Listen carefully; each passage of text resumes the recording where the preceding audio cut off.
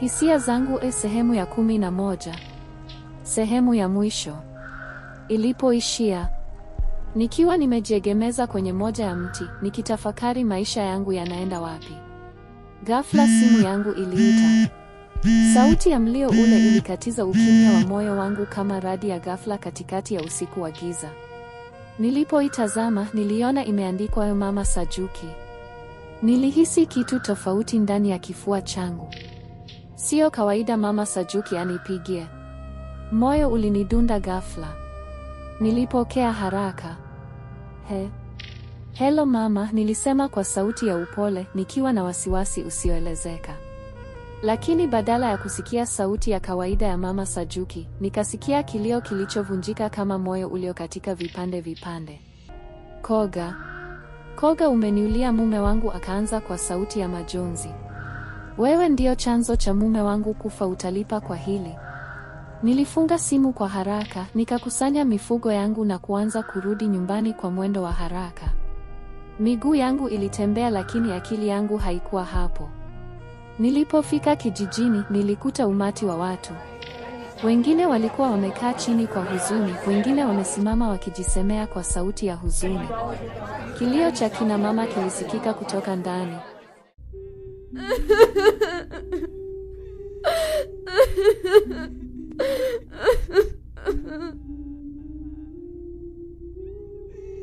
Kina baba wakizungumza kwa sauti ya chini, wakipanga mipango ya msiba.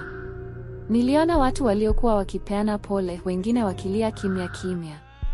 Nilipoingia ndani, nilimkuta Mama Sajuki ameketi, ameshikilia picha ya mzee Sajuki mikononi mwake, machozi yakiwa hayajakoma. Aliponiona alinikata jicho kali sana likiofanya niangalie chini. Mwili wa mzee Sajuki ulikuwa umetandikwa kwenye kitanda cha mbao kilichowekwa katikati ya chumba. Harufu ya ubani na manukato ya Kiswahili ilitanda hewani. Mzee alikuwa amelazwa kwa utulivu, kana kwamba amelala tu, lakini ukimya wake ulikuwa wa milele. Nilisimama pembeni na machozi yakanibubujika kimya. Watu waliendelea kumiminika. Mchana ukapita, usiku ukafika. Kwaya ya kijiji ikaanza kuimba nyimbo za faraja, huku wazee wakiongoza sala za kumwombea. Mchana wa pili, maandalizi ya mazishi yalikuwa tayari yamekamilika. Gari la mazishi likawasili. Lakini kabla ya kwenda kaburini, alipowasili kijana mmoja kutoka mjini. Alikuwa kijana mrefu, mweupe kidogo na macho ya huzuni. Alikuwa amevaa suti nyeusi na miwani ya giza. Alipofika mlangoni, Mama Sajuki aliamka na kumkimbilia kwa kilio. Sajuki, mwanangu, umefika. Huyo ndiye alikuwa mtoto pekee wa mzee Sajuki na Mama Sajuki. Alikuwa amekuja kushuhudia safari ya mwisho ya baba yake.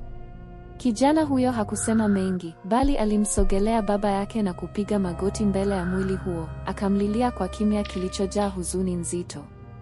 Kisha wote tukashiriki safari ya kuelekea makaburini. Baada ya mazishi, watu walirejea nyumbani kwao. Msiba ukaendelea kwa siku kadhaa. Lakini nyuma ya machozi ya Mama Sajuki kulikuwa na kitu kingine. Siku ya 3 baada ya mazishi, usiku ulipoingia na wageni kuondoka, Mama Sajuki alinifuata. Ni wewe Koga? Wewe ndiye uliyekuwa chanzo cha yote haya, aliropoka kwa hasira. Macho yake yalikuwa mekundu kwa uchungu na uso wake umejaa chuki ya kweli. Mama, unamaanisha nini? Nilijaribu kuuliza kwa upole. Kutembea na mume wangu haikutosha ukaamua kumtoa na roho kabisa? Leo sikubali. Nilishtuka.